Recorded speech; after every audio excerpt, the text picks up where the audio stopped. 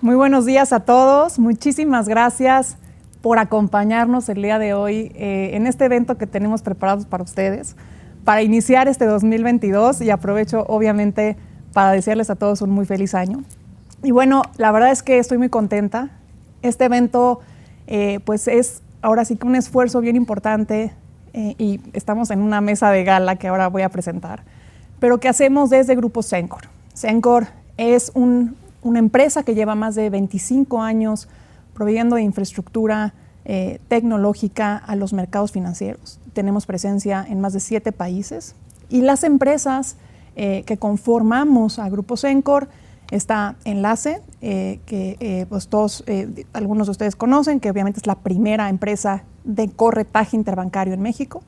PIP, que es nuestro proveedor integral de precios, líder en valuaciones a precios razonables.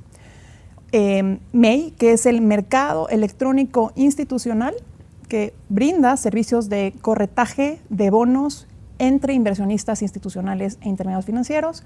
Y Viva, que bueno, pues es la Bolsa Institucional de Valores, que tengo el orgullo de dirigir y que llevamos en operación pues ya 3 años y medio. Con ello me encantaría presentarles a esta mesa, empezando por Alejandra Marcos, directora de Análisis y Estrategia de Intercam Banco. Bienvenida, Ale. Alonso Cervera, economista en jefe para América Latina de Credit Suisse. Gracias, Alonso. Gracias, María. Y el doctor Iván Pliego, quien es hoy presidente de la CONSAR. Doctor, bienvenido. Gracias, María. Pues muchísimas gracias a todos ustedes por acompañarme hoy. La idea de esta mesa es pues ir comentando sobre los retos que todos sabemos que tenemos. Este año empieza todavía con un tinte recesivo y pues con varios y complejos temas que debemos ir analizando en esta mesa poco a poco. Pero creo que hay enormes oportunidades. Y la idea de esta reunión entre nosotros es que conversemos, obviamente, sobre los retos, pero sobre todo sobre lo que cada uno de ustedes ve como una perspectiva hacia adelante para poder ir venciendo estos obstáculos que vamos a tener y que nos lleven, pues, obviamente, a un buen puerto este año y ojalá pues los siguientes. Entonces, me encantaría ir de lo general a lo particular y para ello, pues, me gustaría empezar primero hablando sobre la perspectiva económica para el 2022. Sabemos que la economía global se verá impactada en gran medida por los altos niveles de inflación, así como las decisiones de política monetaria que de hecho vienen hoy. Quisiera empezar por ahí, Ale. ¿Cuáles consideras son los aspectos más importantes que van a marcar el rumbo de crecimiento económico mundial para este 2022? Muchas gracias, María, y muy buenos días. Yo creo que este año va a ser de continuación en el crecimiento económico global. Tan solo ayer el Fondo Monetario Internacional daba a conocer sus perspectivas de crecimiento para el año, en donde después de haber crecido 5.9 en el 2021, se va a moderar el crecimiento este año. Ahora pronostica un crecimiento de 4.4%, muy similar a lo que trae el Banco Mundial, la OCDE, que andan sobre 4.5 y 4.1 respectivamente. Está revisando a la baja, sí, una moderación en esta alza, básicamente porque Estados Unidos se revisó puntualmente ante menores perspectivas de lo que pudiera aportar este plan que se ha venido trabajando en Estados Unidos de infraestructura que ha propuesto Biden. Entonces revisa a la baja el crecimiento, pero aún así sigue siendo un crecimiento muy por arriba del potencial de crecimiento de la economía de Estados Unidos, que es 1.8. De acuerdo al Fondo Monetario Internacional, Estados Unidos va a crecer 4%, que sin duda es un crecimiento enorme. Acuérdenos que en Estados Unidos gran parte del Producto Interno Bruto acaba siendo servicios y que también buena parte de estas revisiones tienen que ver con esta nueva ola que ha sido sumamente virulenta, que ha traído nuevas disrupciones en la oferta, nuevos choques en las cadenas de suministro. Hoy vemos cómo, pues prácticamente a nivel global ha habido ausencia de los trabajadores y eso ha hecho que, por ejemplo, no se surtan los anaqueles, que tengamos estos impactos, aunque van a ser de muchísimo menor impacto y de muy corto plazo. Creo que tú lo dijiste muy bien, 2 temas torales en este año, inflación y política monetaria. La inflación a nivel global se ha acelerado en las últimas décadas. Tan solo en Estados Unidos no veíamos una inflación tan elevada desde 1982. En Estados Unidos, yo te diría, los americanos no están acostumbrados a vivir con una inflación sobre los niveles que cerró el año pasado, más del 7%, y encima de ello tenemos condiciones adversas con respecto a la política monetaria, porque independientemente de la trayectoria que vaya a encaminar la inflación, que sí se esperaría que ceda hacia la segunda mitad del año, vamos a tener un retiro de liquidez. Vamos a tener, hoy lo decías, decisión de política monetaria, ¿no? En donde ya los mercados están anticipando que la Reserva Federal va a aumentar las tasas entre 3 y 4 ocasiones, va a empezar a discutir el tamaño de la hoja de balance, vamos a ver menores condiciones de liquidez, y eso, por supuesto, también va a impactar pues no nada más a los americanos, sino yo les diría prácticamente a todo el mundo. Lo que haga puntualmente la Reserva Federal va a tener un impacto directo en la economía global y en los mercados financieros. Yo creo que aquí el tema que habría que dilucidar hacia adelante es qué pasaría si la inflación, a final de cuentas, no cede. Ya Jerome Powell dijo desde noviembre del año pasado que la inflación había dejado de tener este carácter temporal. Y si a esto le sumamos nuevas disrupciones en la oferta, nuevas disrupciones en la demanda, y además el tema que hoy está candente, que ese es el escalamiento de las tensiones geopolíticas entre Rusia y Ucrania, que pudiera sin duda descarrilar todo el panorama que aquí pudiéramos estar hablando. ¿Qué va a hacer la Reserva Federal? ¿Hacia dónde se va a decantar? ¿Hacia seguir tolerando una inflación alta o a meterle un freno a la economía y subir las tasas de tal manera que inclusive pudiéramos hablar de un crecimiento económico negativo o recesión? Creo que la conducción de la política monetaria puntualmente en Estados Unidos, por un lado, y la trayectoria de inflación a nivel global y en Estados Unidos van a ser los dos temas primordiales y los factores determinantes del crecimiento económico y de la conducción de los mercados financieros, yo te diría, para este año. Súper bien. Quisiera tal vez ahora concentrarnos en la parte de finanzas públicas de nuestro país, Alonso. Y hay que reconocer, la verdad es que hasta ahora han sido sanas, y este tema creo que nos da y nos ha dado una ventaja competitiva contra otros mercados emergentes, sobre todo justamente en este año, el cual va a ser muy retador y con mucha incertidumbre para la economía en general. Me encantaría escuchar qué nos pudieras platicar acerca de este tema y qué tan sólida ves la economía mexicana para poder enfrentar los retos que implica este año. Gracias, María. Bueno, efectivamente, las quejas que pudimos haber tenido hace un par de años por la ausencia de un estímulo fiscal van a quedar en el olvido, van a quedar atrás, y ahora la disciplina fiscal que ha seguido esta administración va a ser un punto a nuestro favor, porque esto nos va a permitir diferenciarnos con respecto a otros países en la región, otros países emergentes, inclusive con respecto a otros países desarrollados.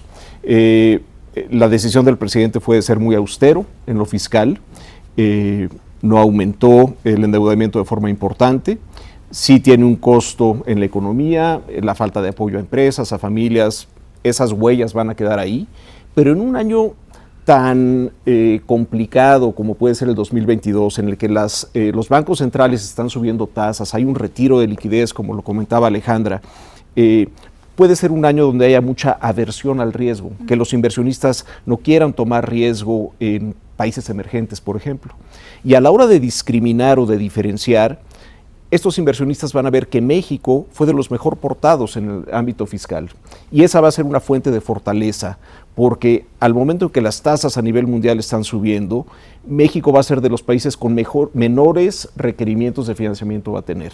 Y eso es un plus para nosotros. Entonces creo que, otra vez, nos pudimos quejar hace un par de años, ahora debemos estar agradecidos de que las finanzas públicas se cuidaron en la forma en la que se cuidaron. Y creo que en lo que resta de esta administración, esta va a seguir siendo la tónica.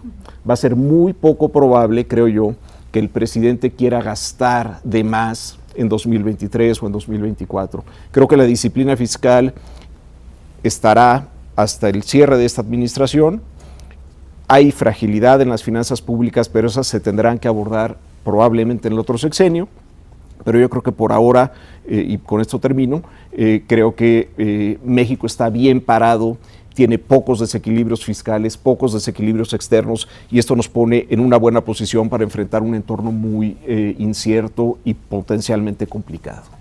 Alonso, y a ver, construyendo un poquito sobre lo que me estás comentando, y dado que lograr crecimientos a tasa más acelerada nos va a costar más trabajo, ¿cómo crees que puede haberse impactado, si es que se llegase a impactar, el grado de inversión por parte de las calificadoras? Yo creo que la calificación crediticia que tiene el país puede verse afectada adversamente en lo que resta del año, en el 2022, por alguna calificadora. La que mejor calificada nos tiene, que es Moody's. Pero si esta fuera la escuela, Moody's nos tiene en un 8, Standard & Poor's un 7 y Fitch un 6. No hemos reprobado. Perder el grado de inversión significaría que nos bajen de 6 a 5 y ahí estamos reprobados. Perdemos el grado de inversión. Creo que es muy improbable que esto suceda.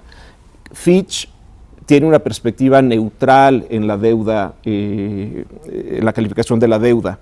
Quiere decir que no está sesgada ni a subir la calificación ni a bajarla. Y esa es la que nos tiene en la rayita, con el 6 de calificación. Fitch tendría que primero avisar que nos pone en perspectiva negativa y luego dar el golpe y dar la baja en la calificación. No creo que suceda, creo que México no va a perder el grado de inversión en el 2022, puede que no lo pierda inclusive en lo que resta de esta administración, pero sí hay que estar conscientes de que la que mejor nos califica, que es Moody's, con ese 8 de calificación, pueda decir, pues llevo 2 años amenazando con que tal vez les bajo la calificación, pues tal vez si pasa la reforma eléctrica, si el crecimiento nos decepciona, puede ser que diga, de aquí me agarro para bajar en un escalón y nos dejen 7 y seguimos aprobando la materia. ¿Qué pasa eso? Creo que vamos a cerrar aquí esta primera ronda dándole pues espacio a nuestro regulador, pieza fundamental de nuestro mercado. Y creo que otro importante elemento, doctor, para nuestra economía es la tasa de desempleo, la cual tuvo afectaciones importantes a raíz de la pandemia y derivó en que en 2021 casi 2 millones de personas hicieran retiros a su cuenta de Afore. Sabemos que han venido trabajando mucho, lo platicamos en nuestra última reunión, doctor, en estos primeros meses de su gestión y han habido cambios recientes para las Afores, como fue la propia baja de comisiones. ¿Podría platicarnos en qué aspectos está incidiendo la CONSAR, qué visión tiene para este año y para México? Cómo no, muchísimas gracias por la invitación también y es un gusto compartir la mesa con todos ustedes. Los dos temas que preguntas y que comentas. Primero que nada, efectivamente, la solicitud de retiro de recursos anticipados por parte de los trabajadores es un tema que está históricamente en el sistema, en el SAR. Como resultado de la pandemia, esto se agudizó.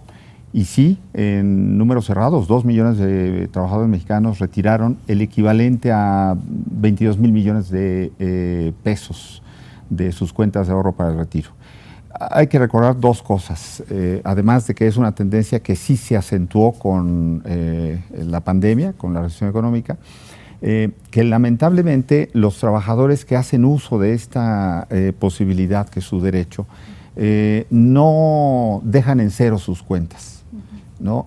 No es, por ejemplo, como pasó en los últimos años en Chile, en que no había límites y 1, 2, 3 y 4 veces fueron por los ahorros y esto fue uno de los factores que degeneraron una crisis importante en aquel país con ese sector. En el caso de México, las reglas establecen estos límites y es deseable que los trabajadores puedan recuperar pues esos recursos de los que dispusieron en el menor tiempo posible, cosa que no sucede en la inmensa mayoría de los casos. Ahí estamos trabajando con distintos programas. Lo otro que vale la pena decir es, efectivamente, en los últimos 4 meses, desde que yo tuve el honor de ser nombrado por el secretario de Hacienda en esta responsabilidad, el doctor Ramírez de la O fue muy enfático en señalar, no se trata de un cambio de personas, sino de un cambio de modelo. Y esto es muy importante, es una frase que a mí me marca por esta responsabilidad tan grande que hay de empezar por alinear lo que dice la ley que aprobó el Congreso en diciembre de 2020 respecto de tener referentes internacionales que hagan pues más competitiva, digamos, a este sector en esos términos de comparación internacional. Esto tiene 2 grandes pilares, esta reforma. Uno, a partir de 2023, como todos sabemos, se va a incrementar paulatinamente hasta 2031 la aportación de los empleadores del ahorro para el retiro de los trabajadores. Esto va a llevar del tradicional histórico 6.5 de ahorro para el retiro, que era desde luego escaso, muy limitado, a un 15%, que es muy bueno, es de los números que recomienda la OCDE en términos del ahorro para el retiro. Va a llevar varios años y va a cuenta, digamos, de los empleadores. Esto es una muy buena noticia para los trabajadores, muy buena noticia para el sector, porque se van a ver incrementados los recursos en el propio sector. Adicionalmente está el tema que tú señalaste, María, de la reducción de las comisiones. La iniciativa de ley establecía esos parámetros internacionales, fue aprobada en esos términos y lo que hicimos fue alinear no nada más el espíritu de la letra de la ley con esta metodología que marcó con los datos actualizados en punto 57 el tope para que las AFORES pudieran cobrar a partir de enero, del 1 de enero de este año. Eso significó una reducción de 23 puntos base del promedio de lo que cobraban las AFORES en 2021, que era de punto 80 en números cerrados, a punto 53. Esto, pues hay que verlo en la lectura correcta, es un primer enorme beneficio para los millones de trabajadores, pues son casi 12,000 millones de pesos que se mantienen en sus cuentas, ¿sí? Y ese ahorro les va a permitir mejorar, grosso modo, en 6% su tasa de reemplazo, que como sabemos, las tasas de reemplazo en México todavía son muy limitadas, ¿no? Por otro lado, esos mismos recursos que permanecen en las cuentas de los trabajadores, pues son recursos que las administradoras a través de las AFORES pueden utilizar para invertir, ¿no? Recordemos que los activos del sector, en números cerrados también, rondan 5.2 billones de pesos entre las 10 administradoras. Esos recursos representan 20.5% del PIB. Entonces, no son ingresos en absoluto nada despreciables, son muy importantes. Y bueno, si quieres ya platicamos un poquito de la estructura de esos activos, cómo están invertidos, porque es muy importante y no vamos a ver más que crecer esos montos con motivo de las aportaciones y pues de esta reducción de la baja de comisión. Pero lo más importante para los trabajadores va a ser efectivamente que las AFORES, a través de las AFORES, puedan dar los mejores rendimientos. En resumen, esta propuesta de reingeniería del propio sistema atiende a que las administradoras, las AFORES, pues no son empresas comerciales, ¿no? Son empresas financieras. Entonces, estamos atendiendo a la reducción del gasto comercial, que era excesivo, que no aportaba ningún valor ni al sistema ni a los trabajadores, y que les va a permitir ahora a las AFORES centrar su competencia en los rendimientos. Ese es realmente el objetivo de esta enorme reforma y el esfuerzo que estamos haciendo de conciliación con todo el sector, porque también hay que reconocer que son modelos de negocio muy distintos y a veces antitéticos, podríamos decir, ¿no? Entonces, tenemos eso, hemos iniciado este trabajo, ya se ha avanzado con una cuestión fundamental, la reducción de la comisión a principios de enero, pero vienen muchos otros proyectos para hacer más eficiente al sistema. Queremos hacer más flexible el régimen de inversión para que las administradoras puedan sacar el mayor provecho en esquemas de inversión. Porque esa es la fórmula del ganar, ganar. Ganar para los trabajadores porque van a tener mejores rendimientos y ganar para las AFORES porque van a tener mayor posibilidad de hacer uso de estos recursos. Al final de cuentas es un ganar para el país porque esos recursos van a estar invertidos en proyectos de desarrollo, proyectos de infraestructura, proyectos, bueno, si quieres ya platicaremos. Sí, porque, de eso. no, y aparte, esta última parte que se quedó ahí a la mitad es una de las que más me interesa conversar en esta mesa. Y yo creo que ¿por qué no empezamos a construir? Ya vimos los retos, ya todos los entendemos, tanto nacionales como Estados Unidos, como México y demás. Construyamos en las oportunidades de inversión, ¿no? A ver, Ale, en México existen varios factores que han venido impulsando nuestro crecimiento.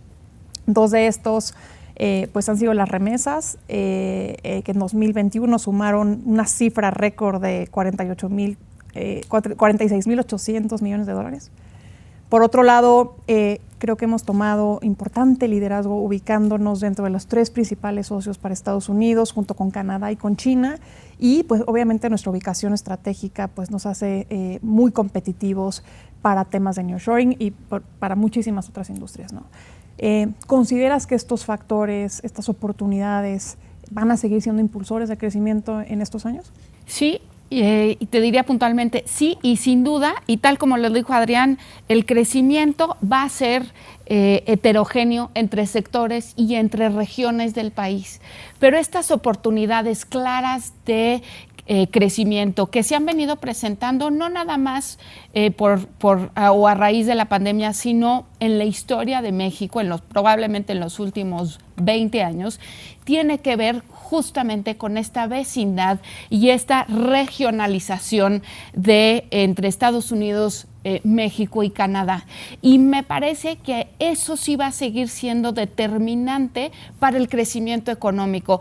Probablemente si hiciéramos un zoom al interior del pronóstico que nos dio Adrián, parte de este crecimiento va a venir precisamente de las exportaciones, en donde pues el año pasado se alcanzaban cerca de máximos históricos.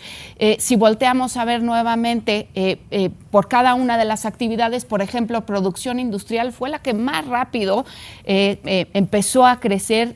Y si bien es cierto, recientemente ha mostrado signos de lateralidad, me parece que es únicamente por este componente probablemente relacionado con la falta de semiconductores o de chips a nivel mundial, que eventualmente se regularizaría hacia la segunda mitad del año.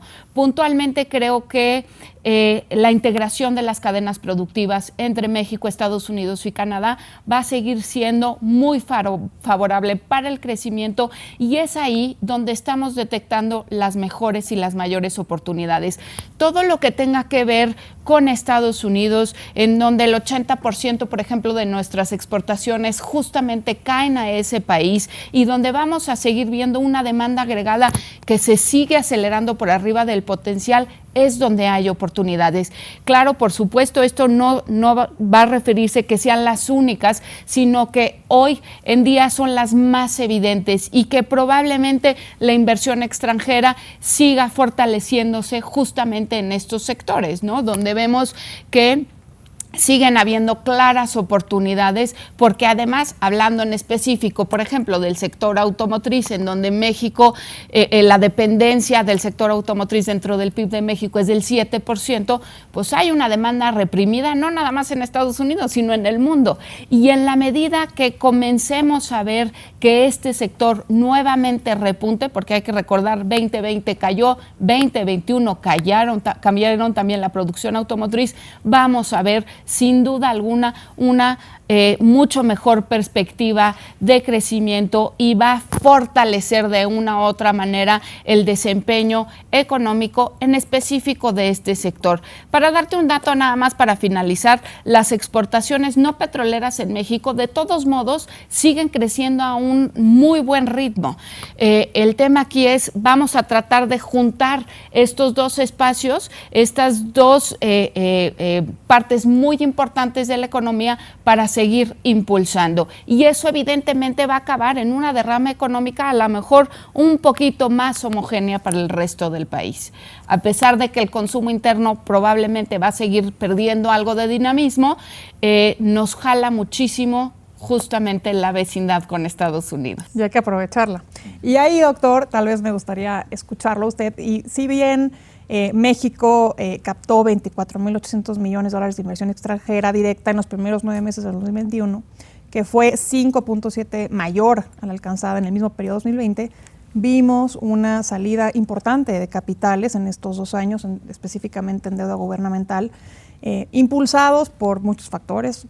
COVID, incremento de tasas, incertidumbre de las decisiones de gobierno, sobre todo el tema también de las reformas que son controversiales como la energética específicamente, ¿no? Doctor, necesitamos atraer inversión extranjera.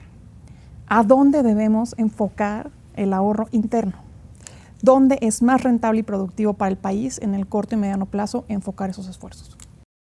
Pues mira, definitivamente es infraestructura, ¿no? Es el espacio, porque estamos hablando pues, de caminos, de carreteras, de puentes, de hospitales, de escuelas, etc. El objetivo que nosotros queremos tener muy claro para el sector de las AFORES, con esta propuesta de flexibilizar el régimen de inversión, está orientado precisamente hacia un aspecto que al mismo tiempo que contribuye a generar rendimientos adecuados, porque es el objetivo del sistema. El SAR tiene que velar por los recursos de los trabajadores para su retiro, ¿no? No tenemos que perder eso de vista. El objetivo es de largo plazo. Pero al mismo tiempo, pues necesitamos que esos rendimientos salgan de las inversiones más redituables, más rentables, más productivas y que contribuyan al desarrollo nacional, desde luego, desde cualquier entidad, cualquier espacio o territorio de la República. Lo que hacen falta son 2 cosas. 1, la definición de estos proyectos y 2, que como regulador podamos flexibilizar este régimen. ¿Por qué? Porque las administradoras en general pues están acostumbradas por un lado y limitadas por otro en pues hacer inversiones que sean considerables, 500 millones o 1,000 millones. Me gusta hablar de este tema. Y la verdad es que hay muchísimas. Desde luego, ustedes conocen la situación de las medianas, de las pequeñas empresas. Necesitan recursos, ¿no? Pero pues tenemos ahí un problema que creo que en conjunto es posible solucionar. Nosotros estamos trabajando con la definición de estrategias para apoyar proyectos que, por decirlo de una manera sencilla, empaqueten, ¿no? A pequeñas y medianas empresas para que las AFORES no sientan que gastar 100 millones les va a costar en términos de seguimiento, de administración, de análisis, lo mismo que invertir 1,000 millones de pesos, ¿no? Entonces, en este esquema se podrá apoyar a las medianas empresas, ¿no? Que obviamente están orientadas hacia pues los proyectos locales, proyectos de infraestructura o de distinta naturaleza de manera nacional, ¿no? Lo otro es, pues eso, renta variable nacional, ¿no? Porque la ley establece, ustedes lo saben, 80-20, 80% nacional, 20% internacional, y hay espacio. Hay espacio. Las administradoras, en promedio, el sector, de ese 20% que tiene posibilidad de invertir en esquemas extranjeros, no se llega al 16%, ¿no? Entonces hay un espacio importante para que aquellos que quieran desarrollar, y a veces pueden resultar esquemas más atractivos en términos de rendimientos, lo pueden hacer. Pero sobre todo hay el espacio en las inversiones nacionales, ¿no? Entonces, esos proyectos están en la mira del sector y como regulador tenemos la responsabilidad de garantizar que existe esa posibilidad y que no se están corriendo riesgos, ¿no?, innecesarios. Sí, la responsabilidad del regulador, como ustedes saben, es poner ese régimen de inversión cuidando los intereses. Esa, digamos, la instrucción, los trabajadores en el centro del sistema sin afectar a las empresas. No comenté en la parte inicial, cuando hablé de la reducción del gasto comercial, la verdad es que también estamos haciendo un esfuerzo para reducir el costo regulatorio de las administradoras, porque eso también va a contribuir, ¿no?, a que las administradoras puedan hacer su trabajo de manera más eficiente, ¿no? E insisto, porque ese es, yo la definiría como la piedra angular de esta transformación. El hecho de que las administradoras puedan competir por rendimientos es lo que verdaderamente materializa el espíritu de ese sistema. No, perdón por la expresión, la rebatinga de cuentas, ¿no?, en el sistema, sino la creación de valor, ¿no?, la generación de valor. Por eso promover el ahorro voluntario, promover el registro de nuevas cuentas, que el sistema tiene 70 millones de cuentas, 70.7 millones de cuentas, ¿no?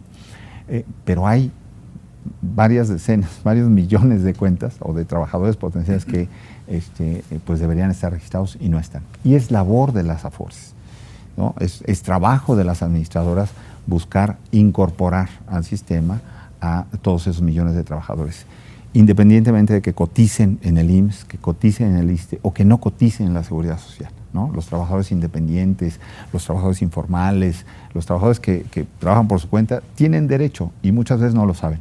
Ahí es donde está otra de las grandes responsabilidades y de los grandes retos como reguladores. Necesitamos difundir este mensaje, hacer conciencia en que todos los trabajadores, independientemente de si cotizan o no algún sistema de seguridad social, tienen derecho a tener su cuenta de ahorro para el retiro, ¿no? Entonces, todo eso es parte de esta transformación que iniciamos hace 4 meses y este año nosotros vemos con mucho, no solamente ánimo, optimismo, manteniendo la guardia en alto, como decíamos, por el tema de la pandemia, pero existen muchas posibilidades para que las AFORES puedan todavía sacarle mayor provecho al régimen de inversión, incluso sin tener que modificar la ley, porque tenemos espacio todavía. Lo que hace falta es, decía yo hace un momento, contar con esos proyectos y contar también con esas estrategias que permitan apoyar a las medianas empresas. Y empatar, el atractivo que puedan presentar esas emisiones con el propio apetito de participar, porque siento que nos hemos quedado un poco cortos en la forma en la que vamos empatando oferta y demanda, y eso ha generado, yo creo, menos dinamismo en la parte en el mercado primario y secundario. Y la verdad que me encanta escuchar que su visión es a fortalecer el posicionamiento y la actividad de las AFORES para las pymes específicamente, que es un sector importantísimo y que necesita de financiamiento y de apoyo de mediano y largo plazo. Y la parte del empaquetamiento me parece bien relevante. Muchas gracias. Y yo creo que atendiendo a esa solicitud de la demanda, quiero escuchar si hay oferta. ¿Qué ves en la parte de deuda, Alonso, con este cambio de tasas? ¿Cómo se perfila esta oportunidad para la demanda, ¿no? Claro, bueno, primero yo felicito al doctor por la iniciativa que tienen en la CONSAR. Yo creo que es una gran noticia el cambio que están propiciando para que las AFORES se enfoquen en mejorar el rendimiento que le ofrecen al trabajador, que el trabajador esté al centro del sistema, en la medida en que las AFORES ya no tengan incertidumbre con respecto a las comisiones, que se puedan dedicar a invertir y a crecer su equipo de análisis y a crecer su equipo de inversión, quitándole al esfuerzo comercial de la rebatinga de clientes. A mí me da la impresión que parte de lo que pasó en México, atendiendo a tu pregunta, María, lo que ha pasado en tiempos recientes ha sido, se ha secado la liquidez en el mercado de dinero. Ha habido volúmenes negociados mucho más bajos que en el pasado, a pesar de que el sistema de ahorro para el retiro sigue creciendo. Entonces, ¿cómo tienes una entrada enorme de recursos a las AFORES y las AFORES no se mueven? creo que han estado muy paralizadas, puede ser por el tema de la incertidumbre de las comisiones. Yo creo que en la medida en que ustedes puedan seguir dándoles certidumbre sobre las reglas del juego, yo creo que las Afores no tendrán una excusa para estar paralizadas y solamente viendo pasar las transacciones. Creo que aquí podemos empatar muy bien el interés del regulador con los vehículos como el que tú diriges muy exitosamente, María. Creo que debemos de repensar cuál es la oferta en México. ¿Son nada más las grandes empresas, los grandes contribuyentes los que pueden listarse y emitir deuda? ¿O son cientos de miles de empresas medianas y pequeñas que están ávidas de recursos, que quieren crecer, que quieren ser más exitosas? El apetito está ahí, el vehículo está ahí, y creo que lo que nos ha faltado en México ha sido el lado de la demanda. Y en la medida en que ustedes en la CONSAR puedan flexibilizar y puedan empujar a las Afores a acercarse a los emisores, creo que las perspectivas para México cambian para bien, sobre todo en un entorno en el que las tasas afuera van a estar subiendo y fondearse en el extranjero va a ser más caro, y probablemente el apetito extranjero por entrar a México se va a disminuir probablemente todavía más. Entonces, México es un gran país, tenemos grandes oportunidades, hay un sistema de ahorro para el retiro que crece, que está bien manejado. Ese es el dinero que tiene que aterrizar, que tiene que fluir a las empresas medianas y pequeñas por el bien de México. No podemos estar más de acuerdo. Me está gustando mucho estas conclusiones. Me gustaría tal vez un comentario de ustedes. ¿Qué aspectos tienen que cambiar en México? ¿Tenemos que reforzar? ¿Cómo tenemos que trabajar para darle más dinamismo a nuestro mercado, para atraer más capital a México? ¿Qué tenemos que hacer? Cada uno con una visión final, y se los agradezco mucho. Muchas gracias, María. Y a mí me gustaría, antes de contestarte puntualmente, que vale la pena decir, el mercado mexicano es de los más baratos en términos de evaluación dentro de todos los mercados emergentes. Encima de ello, ya dijimos, tiene una posición competitiva relativa contra otras economías latinoamericanas, sin duda de ventaja. El ahorro está ahí. La visión y la estrategia también. Entonces, vamos bien, Hablábamos hace rato, justamente representa el 20% del PIB en el 2031, probablemente va a ser el 30%. Necesitamos justamente llegar a estas pymes, que por cierto representan la mayor parte del empleo del país, el mayor motor económico, a acercarlos justamente a la institución que tú diriges y decir sí, proyectos productivos de largo plazo. Creo que justo hay que empatar la oferta que existe, flexibilizar sin duda las reglas, pero también flexibilizar la velocidad y la administración con la que las empresas se pueden listar, ¿no? El poderlas apoyar, llevarlas de la mano, el fortalecer sus órganos de gobierno corporativo, el tratar de guiarlos en donde se junta justamente la oferta con la demanda y decirles sí es posible. Por supuesto, aumentar el tamaño y la profundidad del mercado. La verdad es que México, desafortunadamente, el mercado representa el 30% del PIB. En Estados Unidos es más del 200%, en Brasil, para compartirles un dato, 49%, y donde sí hay grandes necesidades de financiamiento, proyectos productivos en donde se necesita la inversión de largo plazo. Y es justamente ahí donde tú entras en esta visión para tratar de guiar y acompañar a las empresas y juntar justamente o poner sobre la mesa esta unión de oferta y de demanda, ¿no? Gracias, Ale. Muchas gracias. Comentario final, Alonso. ¿Qué debemos de hacer para atraer la inversión? Para darle la vuelta. ¿Qué pasitos tenemos que dar? ¿O qué más nos falta? Yo creo que México requiere una tasa de crecimiento más alta, y para que tengamos una tasa de crecimiento más alta, Adrián ya comentó muchos de los datos, requerimos de inversión pública e inversión privada. ¿Cómo incentivamos? La inversión pública está un poco atada de manos por la fragilidad de las finanzas públicas. Hay que alentar la inversión privada con reglas del juego que sean claras, con un marco jurídico predecible, estable. Creo que eso es lo que falta, y lo vemos en las encuestas del Banco de México que recaban mes con mes. ¿Cuáles son las limitantes al crecimiento? Son factores de gobernanza, Estado de Derecho, crimen, corrupción. En la medida en que podamos avanzar disminuyendo estos temas, México es un gran país, las oportunidades están ahí, el inversionista, el empresario se va a animar a invertir, pero tiene que tener esa certidumbre, esa visibilidad y esa seguridad de hacer las cosas. Totalmente, Alonso.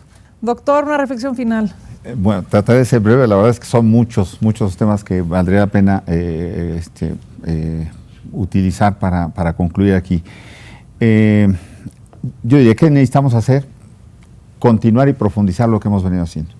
Desde hace casi 3 años, con la reforma de 2019 del esquema de las 5 CIEFORES, que se transformó en las 10 CIEFORES generacionales, esto le dio un impulso muy importante con la visión, digamos, de la presente administración, el interés de los trabajadores en el centro, sin descuidar a las empresas, ¿no? Ese cambio mejora, son los cálculos que nosotros tenemos, entre 2 y 4% la tasa de reemplazo. ¿Por qué? Porque ya no nos van a cambiar en las CIEFORES cuando cumplimos cierta edad, ¿no?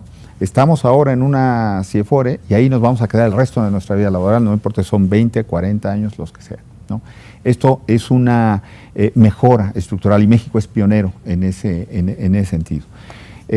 Continuando con todo esto, lo que hemos iniciado ya, esa ley aprobada en 2020, que le da otro gran impulso. Es una ley que yo la podría comparar pues con la de hace casi 25 años, cuando se creó el propio sistema. Pero cuando se creó el sistema, atendía a una preocupación de finanzas públicas, ¿no? Que desde luego era de enorme importancia. Ahora creo que la diferencia fue, sí se atiende a las finanzas públicas, pero sobre todo al interés de los trabajadores, ¿no? Porque ese es la naturaleza de la institución, ¿no? Y de todo el sistema. El retiro de los trabajadores. Y estamos hablando del retiro de todos nosotros. En algún momento vamos a llegar a esa etapa y necesitamos prever. El nombre del juego es largo plazo. Nosotros tenemos que también insistir con las administradoras a que no se busque el cortoplacismo. Sí se tiene mucho en deuda, por ejemplo, deuda gubernamental o deuda corporativa, pero cuando inició el sistema era más del 80%. Hoy rebasa apenas el 53%, ¿no? Todavía hay, digamos, espacio, como decíamos, para que se invierta en proyectos de desarrollo. De desarrollo, decía yo, inicialmente de infraestructura, pero hay muchos espacios, o sea, proyectos agroindustriales que dan resultados, digamos, de manera pronta, pero la inversión es de largo plazo, ¿no? El objetivo tiene que ser ese, tener los mejores rendimientos para que los trabajadores se puedan retirar en las mejores condiciones. Entonces, ¿qué estamos haciendo? Ahorita mencioné, este año se cumplen 25 años del sistema, ¿no? Entonces yo creo que hay muchas razones para hablar bien del sistema, pero también hay mucho que hacer. La principal responsabilidad nuestra viene acompañada del tema de la flexibilización del régimen de inversión, es supervisar que las administradoras igual puedan dedicarse a competir por los rendimientos y evitar lo que se dio en el pasado por años, distorsiones de carácter, digamos, comercial, ¿no? Por el corto plazo y por esta deformación de pues, los llamados promotores comerciales, ¿no? Casi la mitad, 47% de los recursos de los 5.2 billones de pesos que administra el sistema son resultado de los rendimientos, ¿no? Entonces, es un sistema exitoso, pero se necesita fortalecer.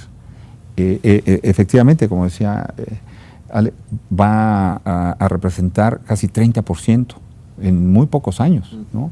De los 5.2 billones, en el final de la década a lo mejor vamos a rebasar los 8 billones de pesos, ¿no?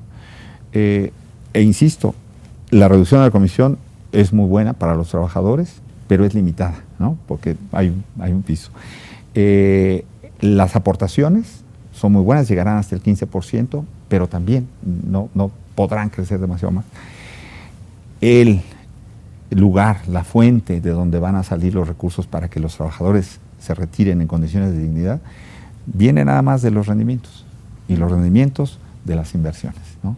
Por eso es que creo que aquí es donde se conjugan todos estos elementos, para que crezcan más empresas, para que las empresas inviertan en proyectos productivos, de infraestructura y de otras características, y desde luego que tengan la posibilidad de enlistarse. Es una alternativa que se necesita impulsar en nuestro país, ¿no? Así que pues también lo que toca para el trabajo que haces, María. Muchísimas gracias. Yo lo dejaría y la verdad es que son muchos temas, pero creo que ahí están los principales elementos: mantener el ánimo, el optimismo y seguir lo que estamos haciendo. Muchísimas gracias. Yo creo que queda muy claro que hay muchos retos, pero hay más oportunidades.